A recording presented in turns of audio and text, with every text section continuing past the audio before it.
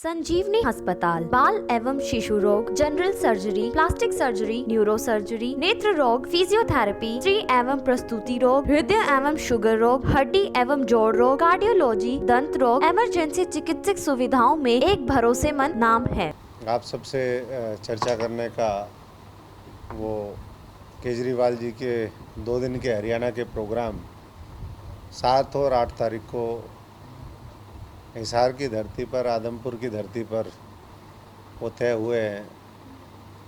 और कार्यक्रम जैसा आप लोगों को मोटे तौर पे विदित भी होगा कि अरविंद केजरीवाल जी ने पूरे इस भारतवर्ष को दुनिया का सबसे शक्तिशाली, दुनिया का नंबर 1 देश बनाने का जो सपना देखा है, संकल्प लिया है, उसी की जो स्टेट लॉन्चिंग है, पहला राज्य उन्होंने जो चुना है वो हरियाणा चुना है।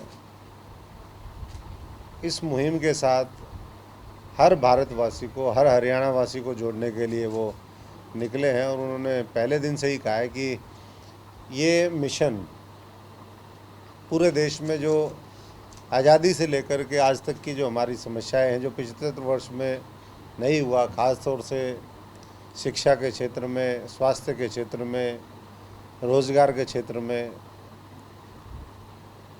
और दुनिया के बड़े बड़े कंपनियां, बड़ी बड़ी इन्वेस्टमेंट इस देश के अंदर आए, ताकि हर तरीके से हम शक्तिशाली हो सकें, उसके ऊपर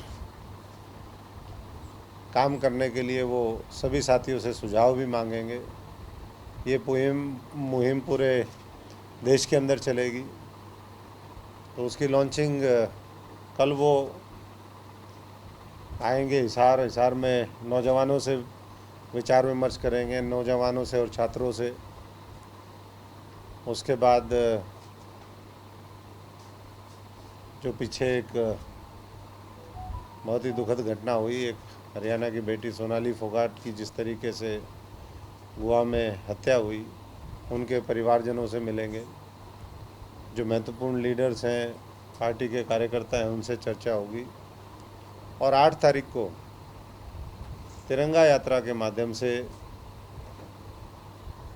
आदमपुर के क्रांति चौक से लेकर के बाजार होते हुए और मंडी में जाएंगे, और मंडी में विशाल जनसभा रैली को संबोधित करेंगे। ये उनके 2 दिवसीय कार्यक्रम रहेंगे। मैं तमाम सिरसा वासियों से भी अनुरोध करने के लिए आया हूँ कि हमारा बिल्कुल बगल का इलाका है, सिरसा संसदीय क्षेत्र से जुड़ा हुआ इलाका आदमपुर का है, हिसार का है। तो जो साथी वहाँ पहुँच सकते हैं वो भी पहुँचे हैं और इस मुहिम का हिस्सा बने, जो देश के लिए है, जो हर देशवासी को ऊपर उठाने के लिए है। जिस तरीके से लोगों ने जाति, धर्म और क्षेत्रवाद की राजनीति करी है, उससे इस देश का भला नहीं हुआ, उससे देश कमज़ोर हुआ है। अभी हमने हाल ही में देखा, कल ही ब्रिटेन में चुनाव हुए संपन्न, और जिस तरीके से यहाँ जाति और धर्म की व्यवस्था ने मुल्क को कमज़ोर किया है, वैसे ही दुनिया को कमज़ोर करने में जो रेसिज्म है, रंग भेद है, उसने भी एक बहुत बड़ी भूमिका निभाई। और इसीलिए मैं समझता हूँ कि तमाम काबिलियत होने के बावजूद भी ऋषि सुनक लास्ट में, जो एक बहुत बड़ा अवसर था इस भारतवर्ष के एक सपूत के पास, वो अवसर हमारा चला गया। लेकिन समय आएगा जब भारतवर्ष दुनिया का शक्तिशाली राष्ट्र होगा, तो दूसरे मुल्कों के अंदर भी जो ये रंग भेद हो रहा है, जिस तरीके से भेदभाव होता है, वो भी दूर होगा। और पूरी दुनिया के अंदर इस भारत भूमि में पैदा हुए, यहाँ से निकले हुए, जिसके पूर्वज निकले हों, वो दुनिया के अलग अलग राष्ट्रों का भी नेतृत्व करेंगे। यही विजन लेकर के, सोच लेकर के अरविंद केजरीवाल जी निकले हैं। उनके साथ 2 दिवसीय इस दौरे में भगवंत मान जी भी उनके साथ रहेंगे और दोनों मिलकर के इसकी लॉन्चिंग करेंगे। बाकी प्रदेश के जो लगातार मुद्दे हैं, वो तो हर मुद्दे पे आम आदमी पार्टी आवाज़ उठा रही है, चाहे वो स्कूलों का मुद्दा हो। 105 जो स्कूल बंद करे हैं उसमें अग्रणी भूमिका अगर उनकी आवाज़ उठाने के लिए ग्रामीणों के साथ मिलकर के कि स्कूल बंद ना हो, क्योंकि स्कूल बंद होंगे तो कहीं ना कहीं भविष्य अंधकार में होगा। इस मुहिम को आम आदमी आगे लेकर के गई है। किसानों के साथ भी हम लोग खड़े हैं। आज भी अभी इस कार्यक्रम के बाद अबूब शहर में 15 गाँव का जो धरना चल रहा है पानी को लेकर के किसानों का, उसमें भी हम सभी साथी जाकर के शामिल होंगे, समर्थन करेंगे। तो मैं एक बार फिर है डबवाली में 2 जगह पे चल रहा है। एक मौजगढ़ है, एक भूपशहर। आदमपुर उपचुनाव की अभी घोषणा तो नहीं हुई है, लेकिन आप पार्टी की क्या मान के चलें कि शंखनाद कल अरविंद केजरीवाल द्वारा बजाया जाएगा? देखिए, शंखनाद तो कल होगा। मेक इंडिया नंबर 1 जो मिशन है, जैसा मैंने कहा, शंखनाद तो उसका करने आ रहे हैं।